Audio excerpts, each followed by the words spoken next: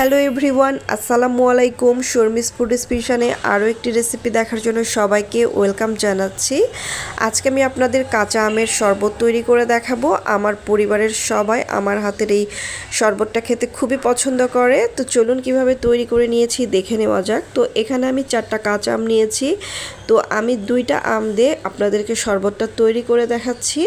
তো সেম মেজারমেন্টে আপনারা চাইলে বাসায় তৈরি করে নিতে পারেন। তো প্রথমে কি করেছি, এভাবে পিলার দিয়ে 2টা আমগুলোর খোসাগুলোকে সুন্দরভাবে ছাড়িয়ে নিচ্ছি।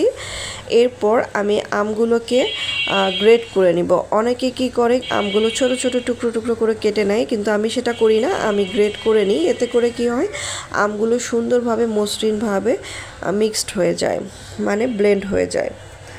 তো দেখতে পাচ্ছেন এভাবে আমি আমগুলোকে সুন্দরভাবে গ্রেট করে নিচ্ছি। 2টা আমি ভালোভাবে গ্রেট করে নেওয়া হয়ে গেলে আমি এগুলোকে জুস করে নিব। তো জুস করার জন্য এখানে আমাদের একটা ব্লেন্ডারের দরকার হবে। তো এখানে আমি একটা ব্লেন্ডার নিয়ে নিয়েছি। আর এখন আমি এতে সেই আগে থেকে কেটে রাখা গ্রেট করে নেওয়া 2টা আম দিয়ে দিচ্ছি। এরপর দিয়ে দিচ্ছি লবণ। লবণটা অবশ্যই টেস্ট অনুযায়ী দিবেন। আমি এখানে 2 চা চামচ ব্যবহার করছি। এছাড়াও আমি 4 চা চামচ পরিমাণ চিনি দিয়ে দিচ্ছি। চিনিটা অবশ্যই আপনাদের টেস্ট অনুযায়ী দিবেন। এরপর দিয়ে দিচ্ছি 1/4 চা চামচ পরিমাণ ভাজা জিরা গুঁড়া। এছাড়াও দিলাম 10 থেকে 12টার মতো পুদিনা পাতা। কাঁচামরিচটা স্কিপ করছি, কারণ আমার ছোট একটা বেবি আছে, সেও খাবে, এ কারণে আমি কাঁচা মরিচটা স্কিপ করছি। তাছাড়া আমি কাঁচামরিচটাও দিয়ে থাকি। তো প্রথমে সামান্য পরিমাণ পানি দিয়ে এটাকে ব্লেন্ড করে নিব, যেন স্মুথলি সুন্দরভাবে ব্লেন্ড হয়ে যায়।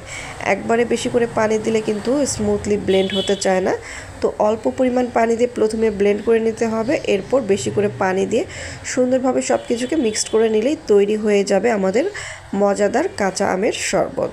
তো এখন আমি 3টা গ্লাসে সার্ভ করে নিচ্ছি, দেখতে পাচ্ছেন।